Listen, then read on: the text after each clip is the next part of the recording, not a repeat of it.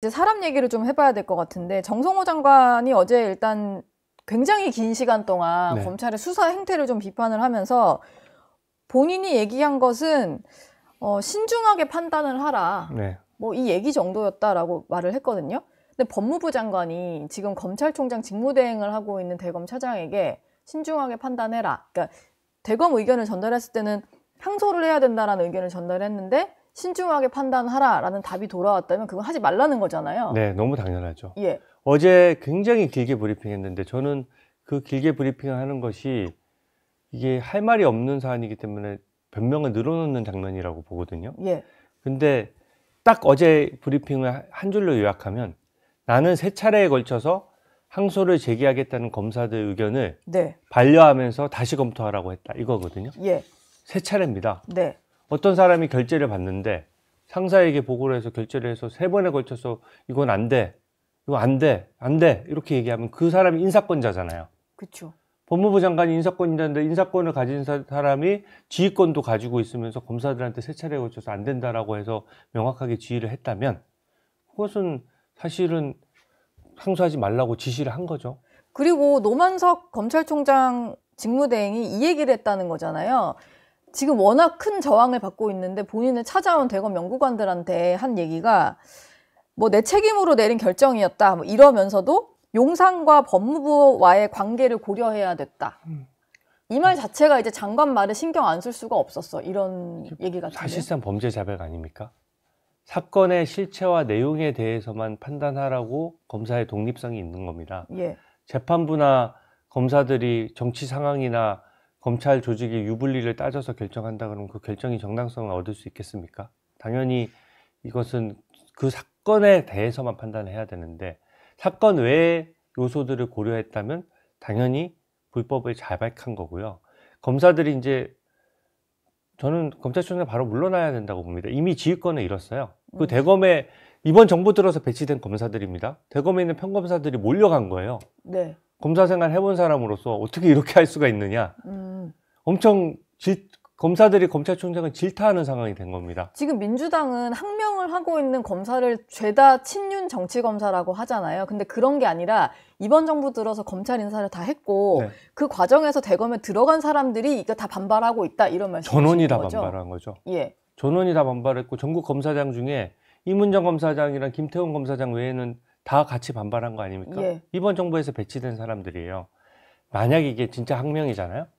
그러면 검찰총장이 그 자리에서 검사들을 질타해야지. 왜 검사들한테 거의 쪼다처럼 나도 힘들다. 변명을 하고 있습니까? 예. 나도 힘들었다. 뭐 이런 얘기를 제가 했다고 너무 하는데. 열받아서 좀 비속어처럼 나왔는데 실질적으로 이 검찰총장이 막 변명한 거예요. 달래듯이. 이게 나도 어쩔 수 없었어. 법무부에서 난리치고 뒤에 그 대통령실도 있으니까 그런 거 고려할 수밖에 없었어. 이렇게 변명했다는 거 아닙니까? 그렇죠. 용산과 법무부와의 관계를 고려해야 했다. 이런 단어가 나온 것이고. 네. 그리고 법무부 장관이요. 예. 저는 어제 그 브리핑하는 장면 중에 본인도 법조인이니까 이게 직권남용죄가 성립할 수 있다는 걸 아는 것 같아요. 그래서 되게 이율배반적인 얘기를 했어요. 어떤 얘기죠? 2포인트가 있는데 하나는 대장동 수사와 재판은 성공적이었다. 일단 수사를 칭찬하고. 네, 수사와 재판이 성공적이었다는 뜻이 성공적이었다. 뭐죠? 네, 그런데 이것은 정치적 수사다. 나는 이게 무슨 말인지를 모르겠어요. 근데 민주당은 계속 조작 기소라고 했는데 네. 성공적인 수사였다는 건 무슨 말일까요? 그러니까 이 얘기는 니네 할 만큼 하지 않았어라는 얘기를 하고 싶은 건데 이제 그만해라. 말이 꼬이는 거죠. 그런 얘기도 했고 예. 두 번째는 나는 그냥 보고가 올라와서 그냥 신중히 검토하라고 했지 내가 크게 관여한 거 아니야 라고 하는데 이 말이 왜 더 직권남용에 가까운 말이냐면 예. 검토를 제대로 안 했다는 얘기예요. 무조건 지시했다는 뜻이거든요. 지금 우리 그 민주당에서 사법부 공격할 때 지금 대법원 공격하면서 네. 왜 대법관들 재판하면서 한 달 만에 빠르게 재판했냐? 기록 다 본 거 봤냐? 6만 쪽 어떻게 그렇게 빨리 봤냐? 예. 근데 대장동이 기록은 수십만 쪽이에요. 법무장관이 기록 구경이나 했습니까?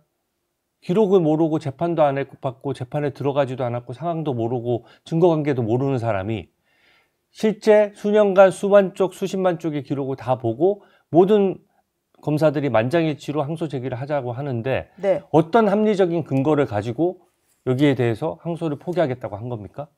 항소를 포기하는 지시를 하려고 그러면 그게 직권남용이 안 되려면 합리적인 근거가 있어야 돼요. 검토를 충분히 하고 충분히 해야죠. 줬어야 하는데. 근데 이 장면에서 직권남용죄가 될 것 같으니까 발은 빼고 싶고, 그러니까 검토는 제대로 안 했다라고 하면서 지시는 정반대의 지시를 한 거거든요. 네. 검토가 안 됐으면 지시를 못 해야 맞는 거고, 만약에 그 정도 모든 검사들의 의견을 뒤집을 정도면 검사들이 생각 못했던 쟁점까지도 치밀하게 검토돼서 법무부 검사들 수십 명이 달라붙어서 반대 논거를 검토를 했어야죠. 근데 지금처럼 뭐 유동규가 형량이 더 많이 나와서 항소를 포기했다? 예. 국민들이 속지 않습니다. 유동규 씨 같은 경우에는 이재명 대통령 폭로전을 이어온 사람이잖아요. 예. 유동규 씨 챙기려고 항소 포기했습니까? 말이 안 되잖아요. 그렇죠. 유동규 씨 뭐 형량도 올라간 데다가 네. 뭐 그런 상황이라 저희가 지금 얘기를 나누다 보니까 또 든 생각인데, 정성호 장관은 그럴 수 있다고 치면 지금 대통령실의 민정수석실이라든지 아니면 정성호 장관을 지근거리에서 보좌하는 법무부 장관정책보좌관, 네. 이런 분들이 다 대장동 사건 담당했던 변호인 출신이어서 네. 저희가 이제 오늘 뭐 조간신문에도 일부 정리를 해놨던데 한번 정리를 해봤어요. 정리를 해봤더니 저희는 뭐 보무 민정수석 얘기만 주로 했습니다만 밑에 네. 있는 이태영 민정비서관이라는 분이 대장동, 뭐 쌍방울 대북송금, 위중교사, 선거법 뭐 모든 사건 다 하신 분이네요. 네, 맞아요. 그 조상호 장관정책보좌관도 대장동 사건에 대해서 잘 아는 분이고, 네. 이런 사람들이 법무비서관도 그렇지 않나요? 예, 법무비서관도 그렇습니다. 쌍방울 뭐 사건 했던 분이고, 뭐 네. 공직기강 비서관도 마찬가지고, 또 대표적인 게 법제처장, 조원철 법제처장은 뭐 대통령 사건 다 무죄라고 하시는 분이니까. 네. 근데 이걸 보면 실제로 어떤 법무부 장관과 연관되어 가지고 좀 의견을 나눌 수 있는 라인에 곳곳에 이렇게 대장동 사건 잘 알고 있는 변호인이 포진되어 있거든요. 제가 이 사건이 있기 한참 전부터 민정 라인을 이렇게 전부 다 대통령 변호인 출신으로 깔면 이해충돌 문제가 반드시 생긴다라고 얘기했습니다. 예. 그리고 그 대장동을 변호했던 변호사들이 지금은 대장동 사건을 수사했던 검사들의 인사권을 지는 거예요. 이렇게 직접적인 이해충돌 보신 적 있으세요? 말이 안 되는 겁니다. 이거 공산당이나 이렇게 하는 거거든요. 예. 그러니까 일당 독재 체제 하에서나 사실은 이런 식으로 막 하지, 시스템적으로 아무리 그래도 네. 상대방에서 변론하던 변호사들이 다시 이제 권력 잡았다고 그 수사하던 검사들의 인사권을 줘요? 그거는 솔직히 민망해서라도 못할 일인데 이번 정부에서 강행을 한 것이고요. 예. 그 장면 때문에 지금 대통령실이 아무리 발을 빼려고 해도 이 결정에서 자유롭지 못한 겁니다. 이거 대통령실 몰랐습니까? 이준석 방통위원장 체포될 당시에 경찰한테도 보고받았잖아요. 이준석 방통위원장 체포 관련된 건이 큽니까? 아니면 이 김만배 일당에 대해서 전체적으로 항소 포기하는 건이 큽니까? 예. 이 상황은 보고가 된 것이거든요. 그러면 사실은 이 이해관계에서 자유롭지 않은 것이고, 그러면 대통령이 직접 이해관계를 갖는 본인 재판이 걸려있고, 공소장에 이번 판결문에서도 이재명 이름이 401번이 나왔다는 거 아닙니까? 네. 그리고 저번 공소장에도 곳곳에 다 등장하는 사람들인데 이 사건을 어떻게 항소 포기하는 대통령실이 관여할 수 있느냐는 거죠. 그리고 관여 안 했다라고 부정하기 어렵습니다. 지금 이거는. 근데 이거 관련해서는 공식 브리핑은 당연히 없었고, 지금 이런 거 신경 쓸 여력이 없다. 우리 뭐 관세 협상도 해야 되고 워낙 큰 굵직한 이슈가 실제로 많기는 한데 신경 쓸 여력이 없었다, 이런 식의 대통령실 설명이 나왔거든요. 근데 왜 그 설명이 안 믿겨지냐면 예. 이런 거거든요.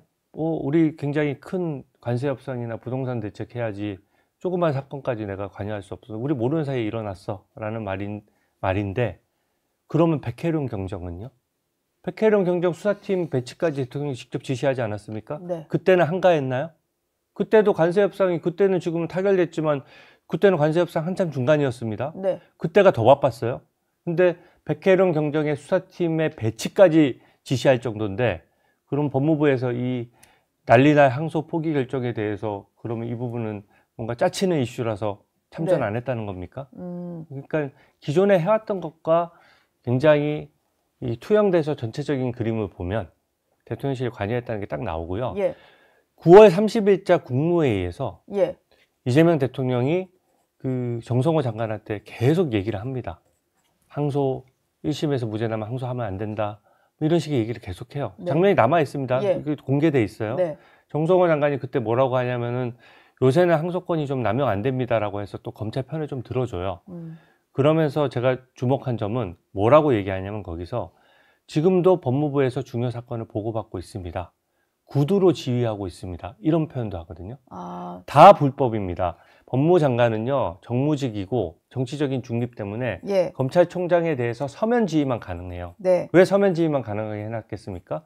구두 지휘를 하는 순간 이번처럼 민주당 입맛에 맞게, 대통령 입맛에 맞게 사건이나 재판을 비틀어 버릴 수가 있거든요.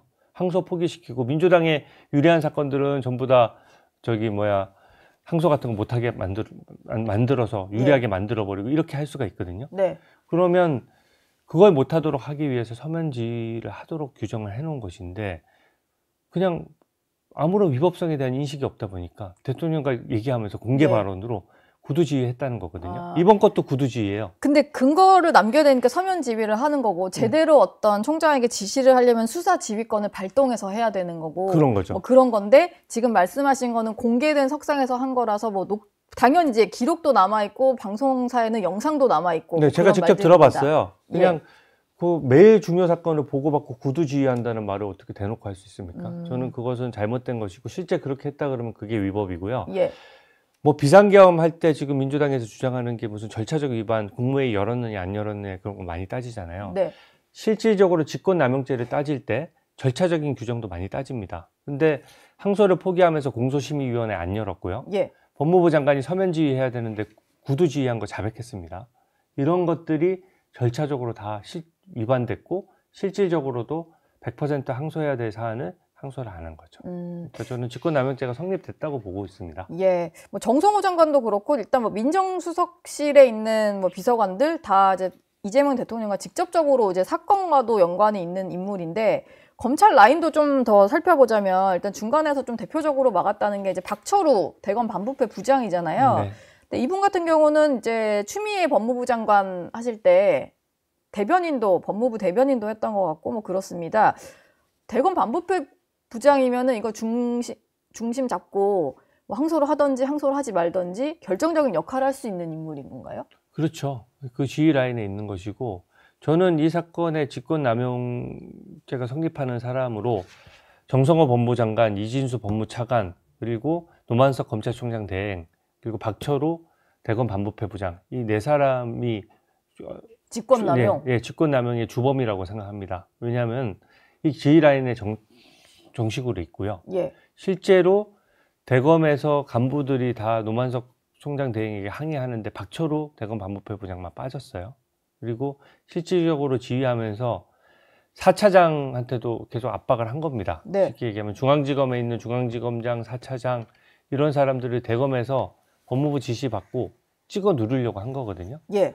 근데 더더군다나 제일 반칙인 부분은 뭐냐면 항소 기간이 7일이에요. 수사팀은 다 검토하고 미리 공소심의위원회도 다 열어서 모든 사전적인 절차를 다 거친 다음에 3일째 되는 날에 대검에 보고를 한 겁니다. 그러면 보통은 어떻게 되냐? 그날 결론이 내려와요. 보고를 받으면 그 즉시. 네.